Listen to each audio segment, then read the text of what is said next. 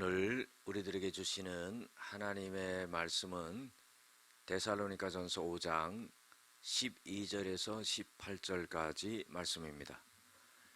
형제들아, 우리가 너희에게 구하노니 너희 가운데서 수고하고 주 안에서 너희를 다스리며 권하는 자들을 너희가 알고 그들의 역사로 말미암아 사랑 안에서 가장 귀히 여기며 너희끼리 화목하라.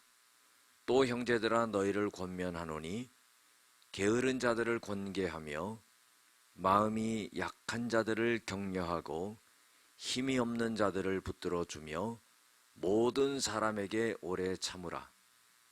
삼가 누가 누구에게든지 악으로 악을 갚지 말게 하고 서로 대하든지 모든 사람을 대하든지 항상 선을 따르라. 항상 기뻐하라. 쉬지 말고 기도하라. 범사에 감사하라. 이것이 그리스도 예수 안에서 너희를 향하신 하나님의 뜻이니라. 아멘. 오늘은 화목한 공동체를 이루고 하나님의 뜻대로 사십시오 라는 제목을 갖고 함께 은혜를 나누고자 합니다. 사도 바울은 데살로니가 교회 교인들에게 대하여서 12절에 보면 이렇게 말합니다. 형제들아, 우리가 너희에게 구하노니 그랬어요. 이 구한다는 건 뭐냐면은 어떤 부탁을 한다든가 권면을 한다든가 어떤 이런 마음의 자세를 갖고 그렇게 말한다 이런 말입니다. 그런데 바울이 말하고자 하는 것은 뭐냐면은 주님 안에서 당신들을 위하여서 수고하고 애쓰는 자들, 또 당신들을 다스리며 권면하는 자들을 당신들이 잘 알아야 됩니다 하는 겁니다. 그래서 그들의 역사로 말미암아, 그러니까 하나님의 말씀을 가르치고 전하고 또 돌보고 하는 그런 일을 하는 사람들에게 대하여서 그런 사람들을 사랑 안에서 가장 귀히 여기고 그 사람들과 화목하라 이렇게 말하고 있습니다.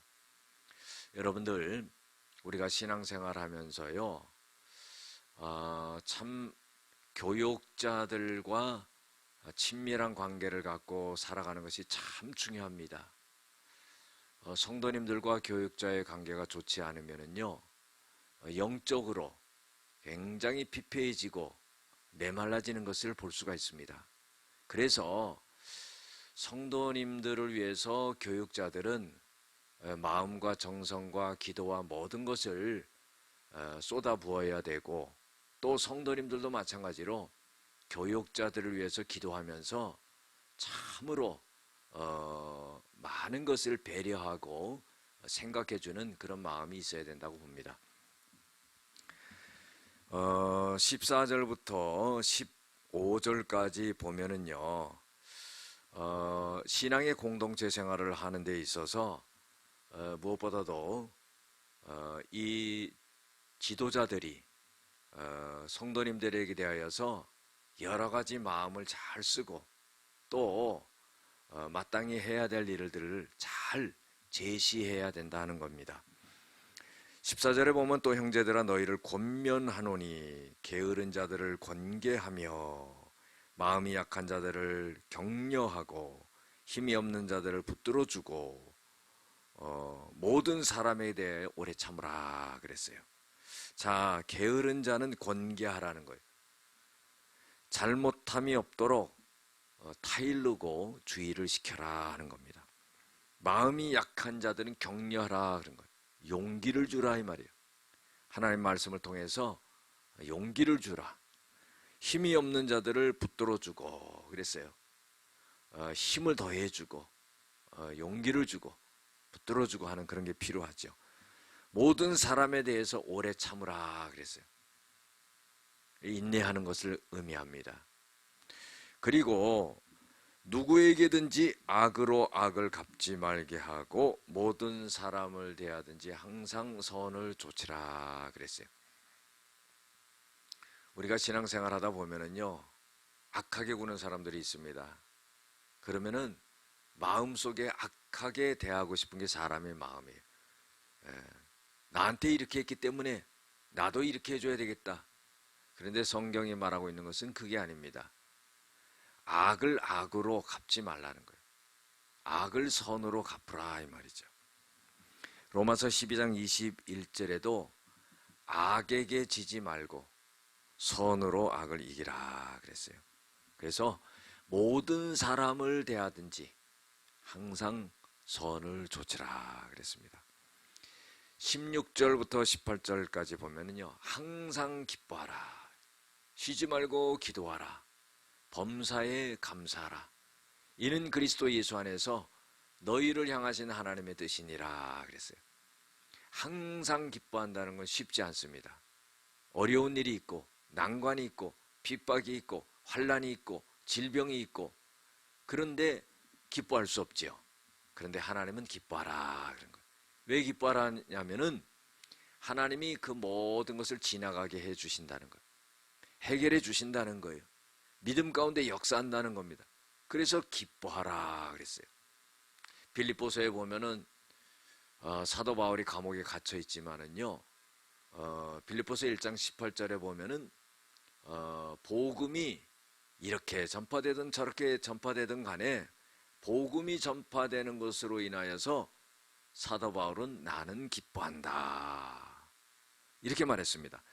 또 빌립보서 4장 4절에도 보면은 주 안에서 항상 기뻐하라 그랬어요. 내가 다시 말하노니 기뻐하라. 여러분들, 기쁨과 슬픔은요, 선택해야 됩니다. 내가 기쁨을 선택하면은 큰 고난 중에서도 기뻐할 수 있는 거예요. 문제 속에서도 기뻐할 수 있는 겁니다. 또한 쉬지 말고 기도하라 그랬어요. 숨 쉬지 말고 기도하라는 그런 의미가 아니라 항상 24시간을 기도하는 마음으로 살아가라 하는 그런 말입니다. 사무엘상 12장 23절에 보면은 사무엘이 백성들에게 대해서 이런 말을 하죠. 나는 기도를 쉬는 죄를, 당신들을 위해서 기도를 쉬는 죄를 결단코 범치 아니하리라. 그래서 기도가 얼마나 중요한지 몰라요.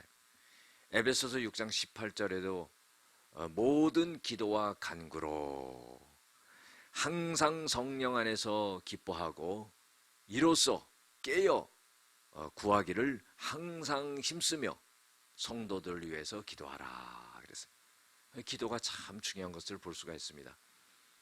그래서 구하고 찾고 두드릴 때 역사되고 부르짖을 때 응답되고 하는 그런 은혜가 있게 된다는 겁니다. 어찌 보면은요, 우리 신앙생활이 한마디로 말하면 기도 생활이다, 이렇게 말해도 과언이 아니라고 생각을 합니다. 그 다음에 범사에 감사하라 그랬어요. 여러분들, 우리가 모든 것을 감사로 받아들이면 버릴 것이 없습니다. 감사해서 나쁜 일이 일어날 거는 없어요. 불평하고 원망해서 안 좋은 일이 일어나는 것이지 감사해서 나쁘고 어려운 일이 생기지 않습니다. 그 감사를 항상 감사해야 된다. 근데 어떤 사람은 범사에 감사하라 그랬는데 범사에 불평하는 사람이죠. 원망하는 사람이죠. 이래서는 안 된다는 겁니다. 그래서 항상 기뻐하고 쉬지 말고 기도하고 범사에 감사하는 것이 하나님의 뜻이다 하는 겁니다. 오늘 말씀 속에서 우리들에게 주시고 있는 교훈은 첫 번째로 성도는 영적인 지도자를 사랑하고 귀하게 여기며 화목하게 지내야 됩니다 하는 겁니다.